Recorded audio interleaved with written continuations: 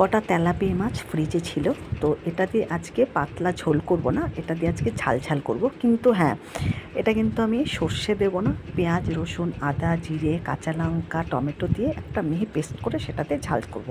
আর একদমই আমি ঝোল কিন্তু রাখবো না, একটু শুকনো শুকনো করে ঝাল ঝাল করে বানাবো। তো যাই হোক, মশলাটা করে নিয়েছি।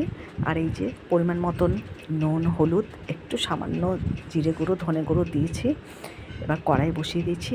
কড়াইটা ভালো করে গরম করে বেশি করে একটু তেল দিয়ে মাছগুলোকে আগে ভেজে নিচ্ছি।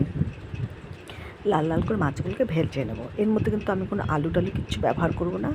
আর নামানোর সময় একটু ধনে পাতা দেবো। তো কড়াই দেখো খুব ভালো করে গরম হয়ে গেছে। এবার মাছগুলোকে আমি একটু লালচে করে ভেজে নিচ্ছি।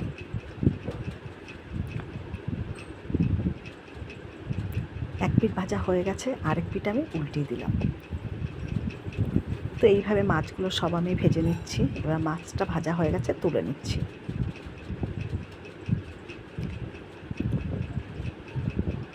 একটু তেলটা ছেঁকে ছেঁকে মাছগুলোকে আমি তুলে নিচ্ছি।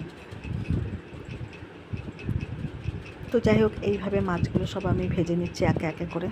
খুব বেশি তো মাছ নয়, অল্প কটা মাছ আছে।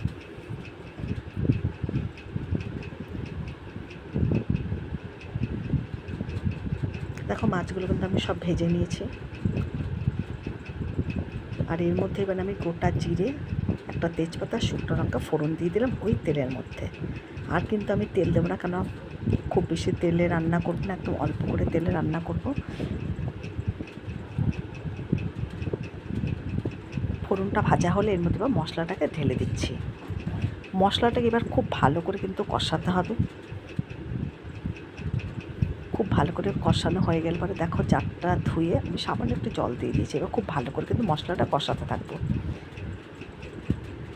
খুব ভালো করে কষা হয়ে গেলে পরে সামান্য একটু জল দিয়ে মশলাটাকে আবার একটু কাদা কাদা করে তারপরে মাছগুলো দিয়ে দেবো। দেখো খুব ভালো করে কিন্তু মশলা আমি কষিয়ে নিয়েছি। এই যে কষা দেখো হয়ে গেছে, মশলা গা থেকে তেল বেরোচ্ছে। আর আমি কিন্তু খুব বেশি মানে মশলার মধ্যে তেল কিন্তু দিইনি। তো যাই হোক, এই দেখো অল্প পরিমাণে একটু জল দিলাম। এবার মশলাটাকে ভালো করে নাড়াচাড়া করে জলের সঙ্গে মিশিয়ে এবার একটু সময় ফুটতে দেবো।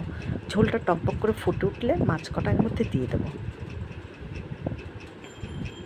দেখো আর একটু সামান্য জল দিয়েছি, কারণ মাছগুলো 6-7টা মাছ আছে। তো যাই হোক, আরেকটু জল দিলাম।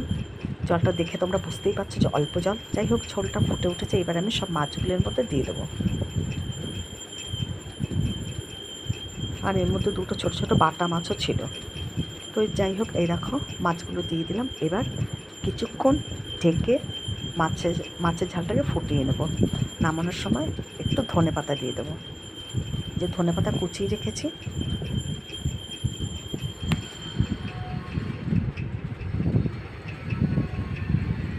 এবার একবার একটু দেখে নিচ্ছি। মাছ কিন্তু আমার একেবারে রেডি হয়ে গেছে। এটাকে এবারে আমি ধনে পাতা দিয়ে দেবো। মাছের ঝাল কিন্তু আবার একেবারে রেডি। ধনে পাতাটা না দিলে কিন্তু একদম অসম্পূর্ণ, ধনে পাতাটা দিলে কিন্তু আরও টেস্ট দ্বিগুণ হয়ে যায়। তো যাই হোক, এবার আমি মাছটাকে নামিয়ে নিলাম। দেখো তেলাপিয়া মাছের ঝাল কিন্তু আমার একেবারে রেডি।